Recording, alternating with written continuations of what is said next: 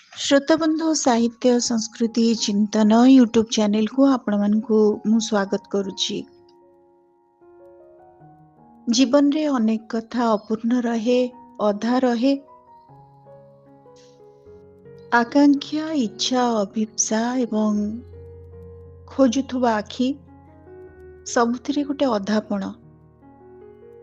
ए अधा ही जीवन। एते स्वप्न थाए जे राति केतबेले शेष हो जाई थाए एवं जीवन रो सायान आसी थाए। ता सहित अनेक स्वप्न सेमती अधा बाटरू चली जाई थांती।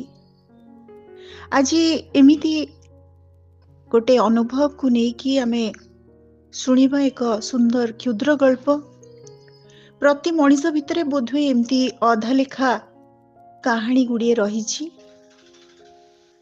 आम समयर विशिष्ट गाल्पिका, औपन्यासिका, स्तंभकार, संपादिका यशस्विनी डॉक्टर अर्चना नायक तांका द्वारा लिखित एक सुंदर क्षुद्र गल्प जार शीर्षक हेउछि अधा लेखा गल्प। गाल्पिका अर्चना नायक।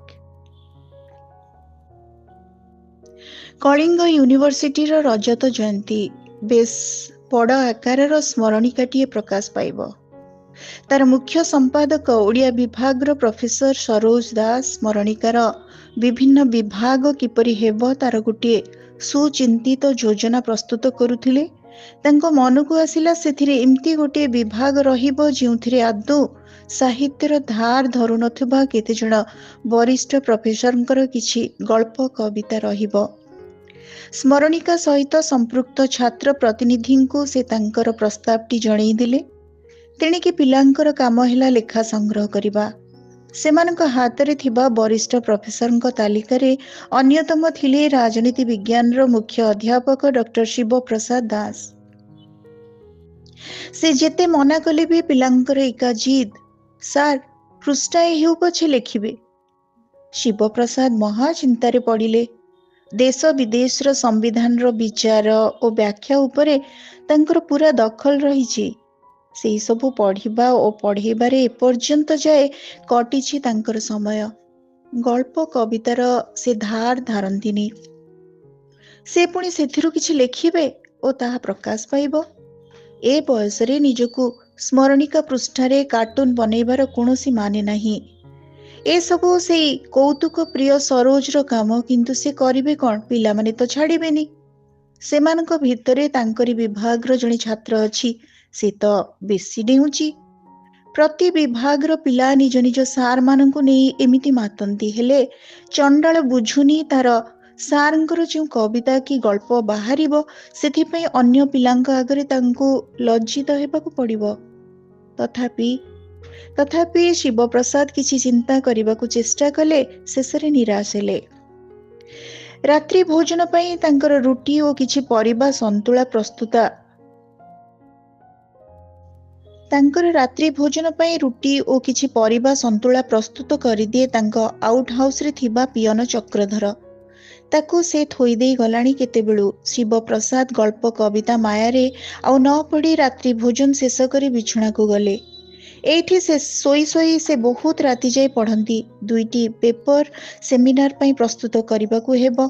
से संक्रांत किछि बही आनी आखि बुलेइले। राति प्राय 12टा हेबो। अध्यापक शिव प्रसाद पढ़ुथुबा बहीटी बंद करी आखिरु चश्मा काढ़ी पाख टेबुल उपरे रखिदेले। बेड लाइट लिभेई बिछणारे गड़बड़ होई सोइबाकू चेष्टा कले। किछि समय भितरे से गभीर निदरे सोई पड़िचंती। बेड पाखरे थिबा टेलीफोनटा बाजी उठिबारु तांको निदटा चाउ करी भांगी गला। से टिके अस्तव्यस्त होई पड़ले। भाबिले किए आउ एते रातिरे फोन करिथिबो। निजको निदर आवेशरु मुक्त करिबा पई चेष्टा करू करू पुणी बेड लाइट जळेई से फोन उठेले।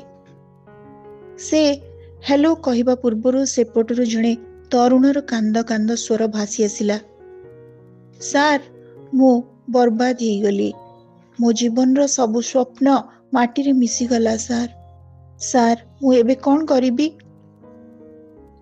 शिव प्रसाद चिंतारे पड़गले। से बुझी पार नथिले से स्वर कहार होई पारे। କଥାବାର୍ତ୍ତାର ଢଙ୍ଗରୁ ତ ମନେ ହେଉଛି କୌଣସି ଛାତ୍ର। ତେବେ ତା ସ୍ୱରରୁ ତାର ପରିଚୟ ଜାଣିବା ତାଙ୍କ ପକ୍ଷରେ ସମ୍ଭବ ନୁହେଁ। ସେ ଗଳା ଝାଡ଼ି କହିଲେ, ତୁମେ କିଏ କହୁଛ? ସାର୍, ମୁଁ ଅଜୟ କହୁଛି। କୋଉ ଅଜୟ?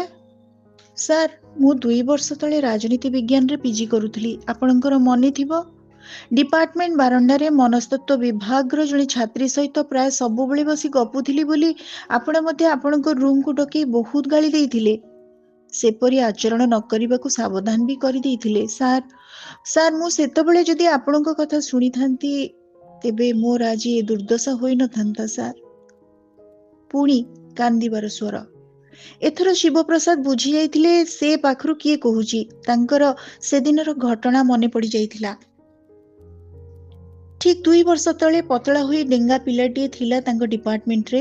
ସାଧାରଣତଃ ପିଲାମାନଙ୍କର ନାମ ସେ ମନେ ରଖି ପାରନ୍ତି ନାହିଁ, କିନ୍ତୁ ଚେହେରା ଦେଖିବା ମାତ୍ରେ ସେ ତାଙ୍କ ବିଭାଗର ପିଲା ବୋଲି ସହଜରେ ଚିହ୍ନି ଯାଆନ୍ତି। ତାଙ୍କର ମନେ ପଡ଼ିଲା 2 ବର୍ଷ ତଳେ ସେ ପିଲାକୁ ବାରଣ୍ଡାର ଗୋଟିଏ ନିର୍ଦ୍ଦିଷ୍ଟ କୋଣରେ ଝିଅଟେ ସହିତ ବସି ଗପୁଥିବାର ବାରମ୍ବାର ଲକ୍ଷ୍ୟ କରିବା ପରେ ପିଅନକୁ ପଠାଇ ସେ ପିଲାକୁ ରୁମ୍କୁ ଡାକିଥିଲେ ଓ ସେଥିପାଇଁ ଖୁବ୍ ବିରକ୍ତ ମଧ୍ୟ ହୋଇଥିଲେ। ଏ କଥା ବି ତାଙ୍କର ମନେ ଅଛି ଯେ ତାଙ୍କଠାରୁ ବହୁତ ଗାଳି ଖାଇବା ପରେ ବି ସେ ପିଲା ଆଦୌ ବିଚଳିତ ନ ହୋଇ କହିଥିଲା, ସାର୍, ଆପଣ ଯାହା କୁହନ୍ତୁ ପଛେ ମୁଁ ତାକୁ ନ ଦେଖିଲେ ରହିପାରିବିନି। ୟୁନିଭର୍ସିଟି ଖୋଲିଲେ କିପରି ଡିପାର୍ଟମେଣ୍ଟକୁ ଆସିବି, ସେଇ କଥା ଭାବି ଭାବି ମୋର ରାତି ଅନିଦ୍ରାରେ କଟୁଛି।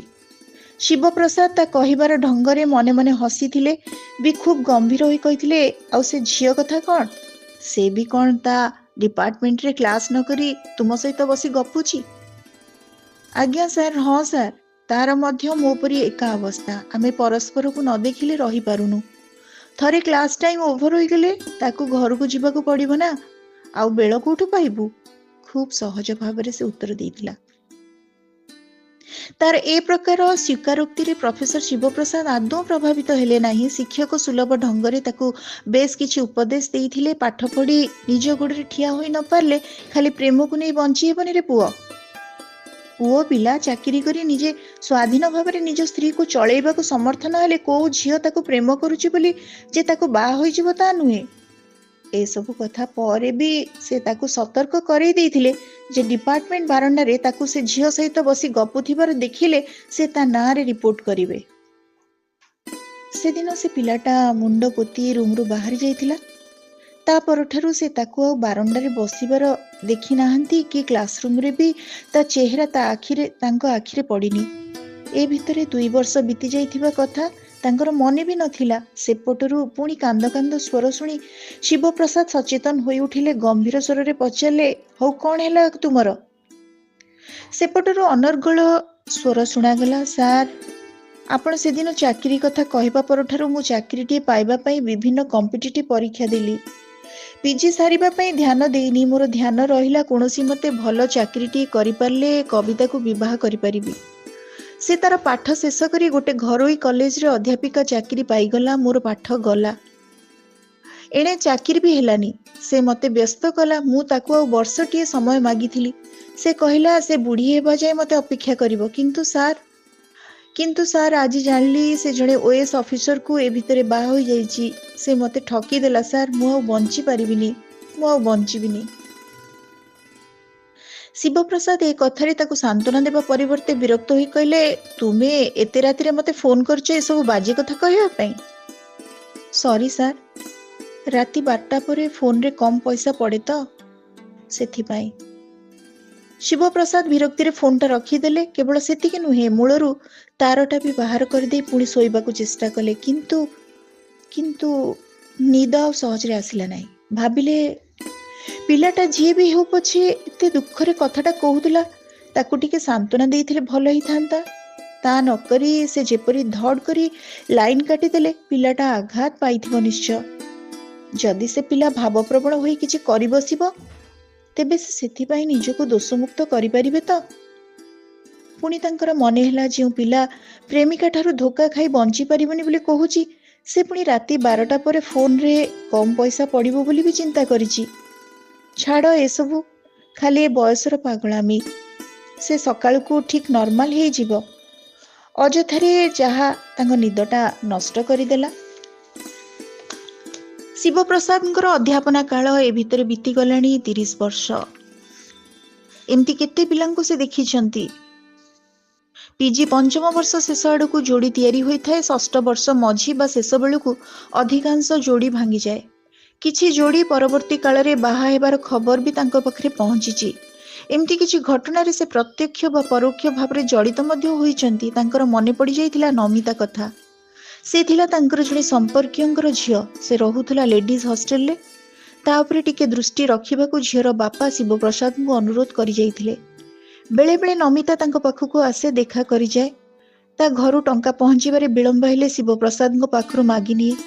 ଘରୁ ପଇସା ଆସିଯିବା ମାତ୍ରେ ସେ ଫେରେଇ ଦେଇଯାଏ। ଖୁବ୍ ଶାନ୍ତ ଭଦ୍ର ଝିଅଟିଏ। ପାଠ ପଢ଼ାରେ ଖୁବ୍ ସିରିୟସ୍ ବୋଲି ମନେ ହୁଏ। ସେ ସୋସିଓଲୋଜିରେ ପିଜି କରୁଥିଲା। ତା ବାପାଙ୍କ ସାଙ୍ଗରେ ଦେଖା ହେଲେ ଶିବପ୍ରସାଦ ନମିତାର ପ୍ରଶଂସା କରି କୁହନ୍ତି। ସେ ତାର ଲୋକାଲ ଗାର୍ଡିଆନ ନହେଲେ ବି ନମିତାର ସାଙ୍ଗମାନେ ତାଙ୍କୁ ତାର ପ୍ରକୃତ ଗାର୍ଡିଆନ ବୋଲି ଭାବନ୍ତି। ଦିନେ ଶିବପ୍ରସାଦ କ୍ଲାସ୍ ନେଉଛନ୍ତି। 2 ଜଣ ଛାତ୍ର ଦୌଡ଼ି ଦୌଡ଼ି ଆସି ପହଞ୍ଚି ତାଙ୍କୁ କହିଲେ ନମିତାର ଅବସ୍ଥା ଖୁବ୍ ସାଂଘାତିକ ହୋଇଯାଇଛି। ଶିବପ୍ରସାଦ ଆଶ୍ଚର୍ଯ୍ୟ ହୋଇଗଲେ, କାରଣ ସକାଳେ ସେ କ୍ଲାସ୍ କରିବାକୁ ଯାଉଥିବା ବେଳେ ବାଟରେ ତାଙ୍କୁ ଦେଖି ନମସ୍କାର କରିଥିଲା ନମିତା। ବେଶ୍ ସୁସ୍ଥ ବି ଜଣା ପଡୁଥିଲା। ହଠାତ୍ ତାର କଣ ହେଲା? ସେ କ୍ଲାସରୁ ବାହାରି ଆସି ତାଙ୍କ ଗାଡ଼ି ବାହାର କରି ପିଲା 2 ଜଣଙ୍କୁ ବସେଇ ସେମାନେ ନମିତାକୁ ନିକଟରେ ଥିବା ଯେଉଁ ନର୍ସିଂ ହୋମରେ ଆଡମିଟ୍ କରିଥିଲେ ସେଠାକୁ ଚାଲିଲେ। ବାଟରେ ଯିବାବେଳେ ସେ ଯାହା ଶୁଣିଲେ ସେଥିରେ ତାଙ୍କର ମୁଣ୍ଡ ଗୋଳମାଳ ହୋଇଗଲା। ସେ ପିଲା 2 ଜଣ ଥିଲେ ନମିତାର କ୍ଲାସମେଟ୍। ସେ ଦୁହିଁଙ୍କର କହିବା ଅନୁସାରେ ନମିତା ତାଙ୍କ କ୍ଲାସର ଜୟଦୀପ ବୋଲି ଗୋଟେ ପିଲା ସହିତ ଖୁବ୍ ଘନିଷ୍ଠ ହୋଇଯାଇଥିଲା। ସେ ଦୁହେଁ ପାଠ ନ ସରୁଣୁ ବି ବାହା ହୋଇଯିବେ ବୋଲି ସ୍ଥିର କରିସାରିଥିଲେ। ଆଜି ଦିନ ପ୍ରାୟ 2ଟା ବେଳେ ଦୁହେଁ କ୍ୟାଣ୍ଟିନରେ ବସି ଚା ଜଳଖିଆ ଖାଉଥିଲେ।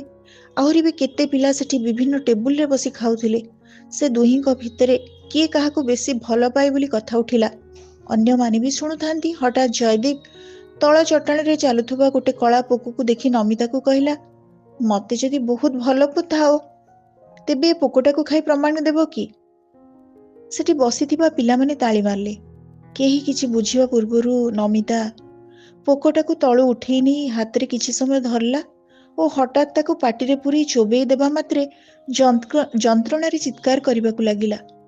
ଚାହୁଁ ଚାହୁଁ ତା ମୁହଁ ଫୁଲିଗଲା। ବାନ୍ତି ବନ୍ଦ ହେଲାନି। ତା ଅବସ୍ଥା ଖରାପ ଦେଖି ଅନ୍ୟ ପିଲାମାନେ ତାକୁ ୟୁନିଭର୍ସିଟି ନିକଟରେ ଥିବା ଆରୋଗ୍ୟମ ନର୍ସିଂ ହୋମରେ ଭର୍ତ୍ତି କରିଦେଲେ। ନମିତା ପ୍ରଫେସର ଶିବପ୍ରସାଦଙ୍କର ସମ୍ପର୍କୀୟ ଥିବାରୁ ସେମାନେ ଜଣେଇବାକୁ ଆସିଥିଲେ। ଶିବପ୍ରସାଦ ଏପରି କାଣ୍ଡ କାରଖାନା ଦେଖି ଶୁଣି ତାଜୁବ ହୋଇଗଲେ। ପ୍ରେମର ଇଏ ଏକ ଅଭିନବ ପରୀକ୍ଷା। ସେ ନମିତାର ଏ ପ୍ରକାର ମୂର୍ଖାମିରେ କ୍ଷୁର୍ଣ୍ଣ ହେଲେ ବି ତାର ଉପଯୁକ୍ତ ଚିକିତ୍ସା ବ୍ୟବସ୍ଥା ପାଇଁ ଡାକ୍ତରଙ୍କ ସହିତ ପରାମର୍ଶ କରି ଆବଶ୍ୟକ ଅର୍ଥ ଦେଇ ଫେରି ଆସିଥିଲେ। 2 ଦିନ ପରେ ନମିତା ହଷ୍ଟେଲକୁ ଫେରି ଆସିଥିବା ଖବର ମଧ୍ୟ ସେ ପାଇଥିଲେ। ଭାବୁଥିଲେ ଏଥର ନମିତାର ବାପା ବୋଧେ ଝିଅ ବାହାଘର କାର୍ଡ ଧରି ଆସିଥିବେ। କିନ୍ତୁ କଥାଟା ସେ ଘଟଣା ପରଠାରୁ ପୁରା ବଦଳି ଯାଇଥିବା ଖବର ବି ସେ ପାଇଲେ। ଖବର ଅନୁସାରେ ନମିତା ନର୍ସିଂ ହୋମରୁ ଫେରିବା ପରେ ଜୟଦୀପ ଯେତେ ଚେଷ୍ଟା କଲେ ବି ତା ସହିତ ଆଉ କଥାବାର୍ତ୍ତା କଲାନି, ତା ମୁହଁକୁ ବି ଚାହିଁଲାନି। ଜୟଦୀପ ବନ୍ଧୁମାନଙ୍କ ଜରିଆରେ ନମିତାକୁ ବୁଝେଇବାକୁ ଚେଷ୍ଟା କଲା। ନମିତା ନୀରବ ରହିଲା। ତା ସାଙ୍ଗମାନେ ତାର ଏ ପରିବର୍ତ୍ତନରେ ଆଶ୍ଚର୍ଯ୍ୟ ହୋଇଗଲେ।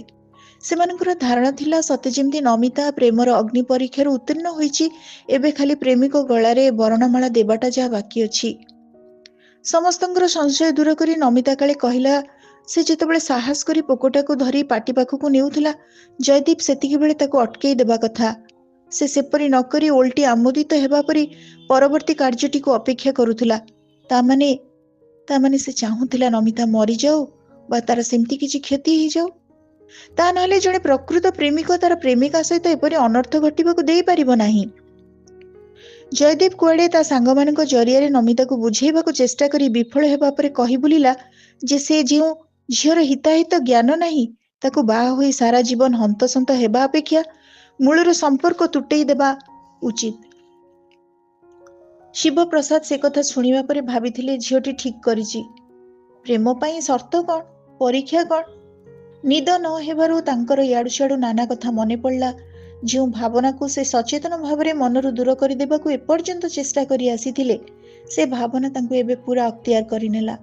ମନେ ପଡ଼ିଗଲା 32-33 ବର୍ଷ ତଳେ ଆହ୍ଲାବାଦ ୟୁନିଭର୍ସିଟିରେ ରାଜନୀତି ବିଜ୍ଞାନରେ ସ୍ନାତକୋତ୍ତର ଶ୍ରେଣୀରେ ନାମ ଲେଖାଇବାର ସୁଯୋଗ ସେ ପାଇବା ଖବରରେ ପରିବାରର ବନ୍ଧୁବାନ୍ଧବ ସମସ୍ତେ ଖୁସି ହେଲେ। ଶିବପ୍ରସାଦ ମଧ୍ୟ ରେଭେନ୍ସା କଲେଜରୁ BA ପାସ୍ କରିବା ପରଠାରୁ ବାହାରକୁ ଯାଇ PG କରିବାକୁ ବହୁତ ଚାହୁଁଥିଲେ। ତେଣୁ ତାଙ୍କର ଖୁସିର ସୀମା ନଥିଲା। ସେ ସମୟରେ କେହି ପାଠ ପଢ଼ିବାକୁ ରାଜ୍ୟ ବାହାରକୁ ଯିବା ମଧ୍ୟ ଖୁବ୍ ଆଲୋଚ୍ୟ ଖବର ଥିଲା। କିନ୍ତୁ ଶିବପ୍ରସାଦ ଲକ୍ଷ୍ୟ କରିପାରିଲେ ମାଙ୍କର ଅନ୍ୟମନସ୍କତା। ଭାବିଲେ ମା ବୋଧହୁଏ ତାର ଅତି ଗେହ୍ଲା ବଡ଼ ପୁଅ ଘର ଛାଡ଼ି ଦୂରକୁ ଯାଉଛି ବୋଲି ମନ ଦୁଃଖ କରୁଛି। କାରଣ ତାଙ୍କର ଆଲାହାବାଦ ଯିବା ପ୍ରସ୍ତାବକୁ ସେ ମୂଳରୁ ମନା କରୁଥିଲେ। କେହି ତାଙ୍କ କଥା ଶୁଣିଲେନି। ଯିବା ଦିନ ସ୍ଥିର ହେଲା। ଶିବପ୍ରସାଦଙ୍କୁ ମା ଏକାନ୍ତରେ ଡାକି କହିଲେ, ପୁଅ, ତୁ ବାହାରକୁ ପାଠ ପଢ଼ିବାକୁ ଯାଉଛୁ, ଭଲ କଥା। ଦେଶର ବିଭିନ୍ନ ଅଞ୍ଚଳରୁ ଆସିଥିବା ପିଲାଙ୍କ ସହିତ ମିଶିବୁ, ଆଖି ଖୋଲିବ। କିନ୍ତୁ ଗୋଟିଏ ଚିନ୍ତା ମୋ ମନକୁ ଆସୁଛି, ତତେ କହିଦେବାଟା ଠିକ୍ ହେବ। ଶିବପ୍ରସାଦଙ୍କ ମନ ନୂଆ ଜାଗା, ନୂଆ ପରିବେଶ କଥାରେ ଏତେ ଚଞ୍ଚଳ ହେଉଥିଲା ଯେ ସେ ଭାବି ପାରିଲେନି ମା କ'ଣ ପାଇଁ ଚିନ୍ତିତ। ସେ ହସି ହସି କହିଲେ, କହୁନୁ, କୋଉ ଚିନ୍ତାରେ ଏମିତି ମୁହଁକୁ ଶୁଖେଇ ରହିଛୁ କହିଲୁ? ମା ଏଥର କହିଲେ, ପୁଅ, ଏ ବୟସରେ ନିଜକୁ ସଂଯତ କରି ରଖିବା ସହଜ ନୁହେଁ। ଝିଅଙ୍କ ସହିତ ସମ୍ପର୍କ ଆପେ ଆପେ ଗଢ଼ି ଉଠେ। ମୁଁ ତତେ ସତ ବାରଣ କଲେ ବି ସେ ପ୍ରକାର ଘଟଣା ଯେ ତୋ ଜୀବନରେ ନ ଘଟିବ ତା କେହି କହିପାରିବେ ନାହିଁ। କିନ୍ତୁ ଗୋଟିଏ କଥା ଧ୍ୟାନରେ ରଖିବୁ, ଆମେ ରକ୍ଷଣଶୀଳ ହିନ୍ଦୁ ବ୍ରାହ୍ମଣ ପରିବାର। କୌଣସି ଝିଅ ପ୍ରତି ଯଦି ତୋର ଆଗ୍ରହ ଆସେ, ପ୍ରଥମରୁ ଦେଖିବୁ ସେ ଯେପରି ହିନ୍ଦୁ ଝିଅ ହୋଇଥିବ। ଯୋଉ ପ୍ରଦେଶର ଯୋଉ ଭାଷାର ହେଉ ପଛେ ଆପତ୍ତି ନାହିଁ। ଭିନ୍ନ ଧର୍ମରେ ଯିବୁ ନାହିଁ। ଆମ ପରିବାର, ବନ୍ଧୁବାନ୍ଧବ କେହି ଖୁସି ହେବେନି। ତା ଛଡ଼ା ଆମେ ମଲା ପରେ ତୋ ହାତରୁ ପାଣି ମଧ୍ୟ ପାଇବୁନି। ଏତିକି କଥା ତୁ ମାନିବୁ ବାପା। ମୋ ମୁଣ୍ଡ ଛୁଇଁ ପ୍ରତିଜ୍ଞା କରି ଯା। ଶିବପ୍ରସାଦ ନିଜ ପାଠପଢ଼ା, କ୍ୟାରିୟର ଓ ନୂଆ ଅନୁଷ୍ଠାନ ଚିନ୍ତାରେ ଆଚ୍ଛନ୍ନ ଥିଲେ। ଝିଅ, ପ୍ରେମ, ବିବାହ, ଧର୍ମ ପରି କଥା ତାଙ୍କୁ ପୁରା ଅବାନ୍ତର ମନେ ହେଲା। ସେ ସେଇ କ୍ଷଣି ମା ମୁଣ୍ଡ ଉପରେ ହାତ ରଖି ତାଙ୍କ କଥା ମାନିବାର ପ୍ରତିଜ୍ଞା କରିଦେଲେ। ମାଙ୍କ ମୁହଁରେ ଖେଳିଗଲା ସନ୍ତୋଷର ଭାବ। ସେ ଖୁସି ହୋଇ ପୁଅର ଜିନିଷପତ୍ର ସଜାଡ଼ିବାରେ ଲାଗିଲେ। ସେଇ କଥାଟି ମା ପୁଅଙ୍କ ଭିତରେ ଗୋପନ ରହିଲା। ଆଲାହାବାଦ ୟୁନିଭର୍ସିଟିରେ ଶିବପ୍ରସାଦଙ୍କର ପ୍ରଥମ ବର୍ଷ ଭଲରେ ଭଲରେ କଟିଲା। ପ୍ରଥମ ବର୍ଷ ପରୀକ୍ଷାରେ ସେ ରଖିଥିଲେ ସର୍ବୋଚ୍ଚ ନମ୍ବର। ମେଧାବୀ ଛାତ୍ର ଭାବରେ ତାଙ୍କର ସୁଖ୍ୟାତି କାରଣରୁ ବିଶେଷ କରି ଛାତ୍ରୀମାନେ ତାଙ୍କ ପ୍ରତି ଖୁବ୍ ଆଗ୍ରହ ପ୍ରକାଶ କରୁଥିଲେ। ଶିବପ୍ରସାଦଙ୍କର ସେ ଦିଗରେ ଆଦୌ ଧ୍ୟାନ ନଥିଲା। କିନ୍ତୁ ତାଙ୍କର ଶେଷ ବର୍ଷର ଆରମ୍ଭରୁ କ'ଣ ହେଲା କେଜାଣି, ସ୍ନାତକୋତ୍ତର ପ୍ରଥମ ବର୍ଷରେ ନୂଆ ନାମ ଲେଖାଇଥିବା ଜଣେ ଛାତ୍ରୀ ମଧୁଲିତା ପ୍ରତି ସେ ଖୁବ୍ ଆକୃଷ୍ଟ ହୋଇପଡ଼ିଲେ। ପ୍ରଥମ ବର୍ଷ ପିଲାଙ୍କ ପାଇଁ ଆୟୋଜନ କରାଯାଉଥିବା ସ୍ୱାଗତ ସମ୍ବର୍ଦ୍ଧନା ଉତ୍ସବରେ ମଧୁଲିତାର ମଧୁର କଣ୍ଠର ସଙ୍ଗୀତ ତାଙ୍କୁ ଆତ୍ମହରା କରିଦେଲା। ପରସ୍ପରର ସମ୍ପର୍କରେ ଆସିଲେ, ଘନିଷ୍ଠତା ବଢ଼ିଲା। ସେ ଜାଣିଲେ ମଧୁଲିତା ହିନ୍ଦୁ ନୁହେଁ। କିନ୍ତୁ ସେତେବେଳକୁ ମଧୁଲିତାର ପ୍ରେମ ମଧୁ ତାଙ୍କର ସମଗ୍ର ସତ୍ତାରେ ସଞ୍ଚାରିତ ହୋଇସାରିଥିଲା। ତାଙ୍କ ପ୍ରାଣର ଆବେଗ ମନର ବିଚାର ବୁଦ୍ଧିକୁ ଆଚ୍ଛନ୍ନ କରିଦେଇଥିଲା। ମାଙ୍କ ପାଖରେ କରିଥିବା ପ୍ରତିଜ୍ଞା କଥା ତାଙ୍କର ଯେତିକି ମନେ ପଡ଼ୁଥିଲା, ସେ କଥା ତାଙ୍କୁ ସେତିକି ଅର୍ଥହୀନ ମନେ ହେବାକୁ ଲାଗିଥିଲା। କ୍ରମେ ସେ ପ୍ରତିଜ୍ଞାକୁ ଏକ ପିଲାଳିଆ ଆଚରଣ ଭାବି ସ୍ୱଚ୍ଛନ୍ଦରେ ଭୁଲିଗଲେ। ଏପରିକି ଷଷ୍ଠ ବର୍ଷ ପରୀକ୍ଷା ଦେଇ ସେଇଠି କିଛି ବର୍ଷ ଚାକିରି କରି ଘର ଲୋକଙ୍କୁ ନ ଜଣାଇ ମଧୁଲିତାକୁ ବିବାହ କରିବାର ନିଷ୍ପତ୍ତି ମଧ୍ୟ ନେଇଗଲେ। କାରଣ ସେ ଭଲ ଭାବରେ ଜାଣିଥିଲେ ଘର ଲୋକେ ତାଙ୍କର ଏ ବିବାହ ପ୍ରସ୍ତାବକୁ ଆଦୌ ଗ୍ରହଣ କରିବେ ନାହିଁ। ତାଙ୍କୁ ସେଥିରୁ ନିବୃତ୍ତ କରିବା ପାଇଁ ସବୁ ପ୍ରକାର କୌଶଳ ପ୍ରୟୋଗ କରିବେ। ଅସୁନ୍ଦର ପରିସ୍ଥିତି ନିଶ୍ଚୟ ସୃଷ୍ଟି ହେବ। ତେଣୁ ବିବାହ କରିସାରିବା ପରେ ପଛେ ସେ ଜାଣିଲେ ଜାଣନ୍ତୁ। ମଧୁଲିତାକୁ ତାଙ୍କର ନିଷ୍ପତ୍ତି ଜଣାଇଦେଲେ। ସେ ମଧ୍ୟ ତାଙ୍କର ପ୍ରସ୍ତାବକୁ ଅତି ଆନନ୍ଦରେ ଗ୍ରହଣ କରିନେଲା। ପାରିବାରିକ ବିରୋଧକୁ ଏଡ଼େଇ ଯିବାର ଏକମାତ୍ର ବାଟ ଥିଲା ବିବାହ କରିଯିବା। ପରିଣତି ଦେଖାଯିବ ପଛରେ। କିନ୍ତୁ ଚାକିରିଟିଏ ନ ପାଇବା ପର୍ଯ୍ୟନ୍ତ ବିବାହ କରିବେ ବା କିପରି? ଶିବପ୍ରସାଦ ଖୁବ୍ ମେଧାବୀ ଥିଲେ। ପରୀକ୍ଷା ଦେବା ପୂର୍ବରୁ ବି ସେ ବିଭିନ୍ନ ସଂସ୍ଥାରେ ଚାକିରିଟିଏ ପାଇଁ ଚେଷ୍ଟା ଆରମ୍ଭ କରିଦେଇଥିଲେ। ସାଧାରଣ ଚାକିରିଟିଏ ମିଳିଗଲା, ଦୁଃଖେ ସୁଖେ ଚଳିଯାଇ ହେବ। ମଧୁଲିତାକୁ ତାର ପାଠ ସାରିବାକୁ ପଡ଼ିବ। ସେଇ ଭିତରେ ସେ ନିଶ୍ଚୟ କିଛି ଭଲ ବ୍ୟବସ୍ଥା କରିପାରିବେ, ସେ ବିଶ୍ୱାସ ତାଙ୍କର ଥିଲା।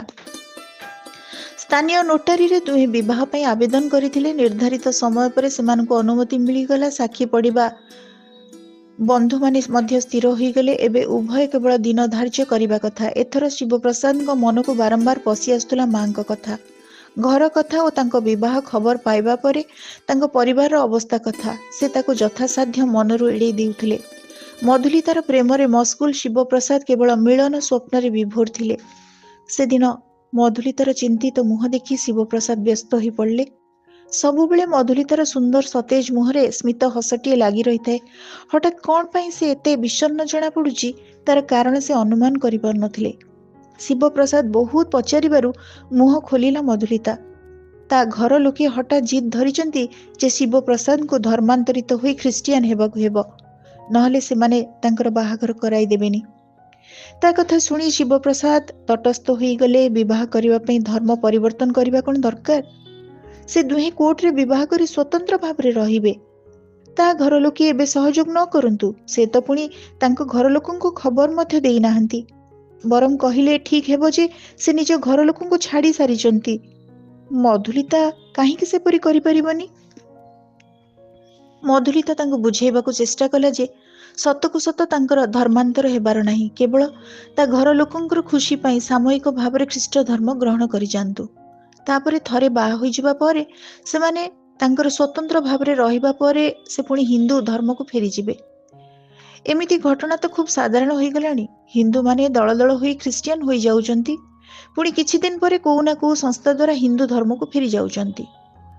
ମଧୁଲିତା ଖୁବ୍ ଗୋଟେ ସହଜ ସମାଧାନ ଦେଇପାରିଛି ବୋଲି ମନେ କରୁଥିବା ବେଳେ ଶିବପ୍ରସାଦ ମହା ସଙ୍କଟରେ ପଡ଼ିଯାଇଥିଲେ। ସେ ତାକୁ ବୁଝାଇବାକୁ ଚେଷ୍ଟା କଲେ ଯେ ସେ ପ୍ରକାର ଆଚରଣ ଦ୍ୱାରା ସେ ଦୁଇଟି ଯାକ ଧର୍ମ ବିଶ୍ୱାସ ପ୍ରତି ପ୍ରତାରଣା କରିବେ। ତା ଛଡ଼ା ବିବାହ ପାଇଁ କୌଣସି ସର୍ତ୍ତ ବା କାହିଁକି ରହିବ? ସେ ଦୁହେଁ ପରସ୍ପରକୁ ଗଭୀର ଭାବରେ ପ୍ରେମ କରନ୍ତି, ତେଣୁ ଦୁହେଁ ପରସ୍ପରକୁ ବିବାହ କରିବା ଏକ ସ୍ୱାଭାବିକ କଥା। ବିବାହର ଆନୁଷଙ୍ଗିକ ବ୍ୟବସ୍ଥା ମଧ୍ୟ ସରିଛି। ହଠାତ୍ ଏ ଧର୍ମାନ୍ତରିତ ହେବାର ପ୍ରସ୍ତାବ କାହିଁକି? ଏଥର ଆରମ୍ଭ ହେଲା କଥା କଟାକଟି। ଦୁହେଁ ଦୁହିଁଙ୍କ ବିଚାରରେ ସ୍ଥିର ରହିଲେ। ବନ୍ଧୁମାନେ ମିଳାମିଶା ପାଇଁ ଚେଷ୍ଟା କରି ବିଫଳ ହେଲେ।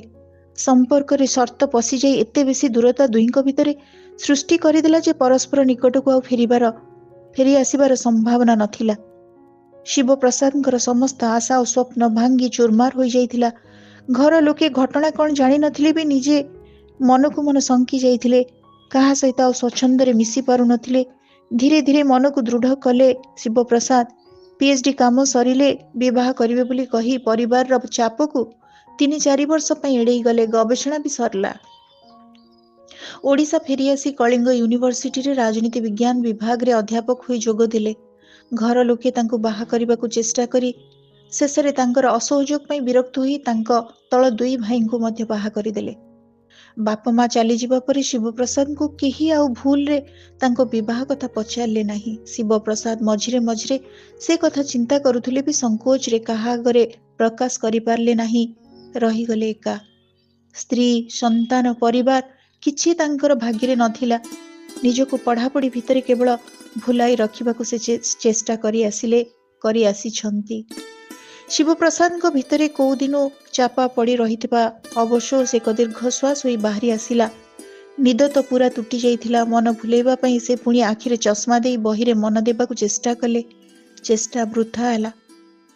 ଅନିଦ୍ରାରେ ଆଖି ମାଡ଼ି ମାଡ଼ି ପଡ଼ୁଛି। ଚଷମା କାଢ଼ି ରଖି ଶୂନ୍ୟକୁ ଚାହିଁ ପଡ଼ି ରହିଲେ। ପୁଣି ମନେ ପଡ଼ିଗଲା ପିଲାଙ୍କର ଅନୁରୋଧ। ଗପଟିଏ ନିଶ୍ଚୟ ଲେଖିବେ ସାର୍। କିନ୍ତୁ କ'ଣ ଲେଖିବେ ସେ? କୋଉ କଥା ଲେଖିବେ ଯୋଉ କଥାରେ ଅଜୟ, କବିତା, ନମିତା, ଜୟଦୀପ, ଶିବପ୍ରସାଦ ଓ ମଧୁଲିତା ମାନେ ବାଟ ଚାଲୁଛନ୍ତି ବୋଲି ମନେ କରୁଥିବା ବେଳେ କୋଉ ନା କୋଉ କାରଣରୁ ବାଟଟି ହଜାଇ ଦିଅନ୍ତି ଆଉ ଫେରିପାରନ୍ତିନି? ସେଇମାନଙ୍କୁ ନେଇ ଲେଖିବେ କି? କିନ୍ତୁ ଗପଟି ତ ଅଧା ଲେଖା ହୋଇ ରହିଯିବ ଯେ। ଗପଟି ସତରେ ଅଧା ଲେଖା ହୋଇ ରହିଯିବ।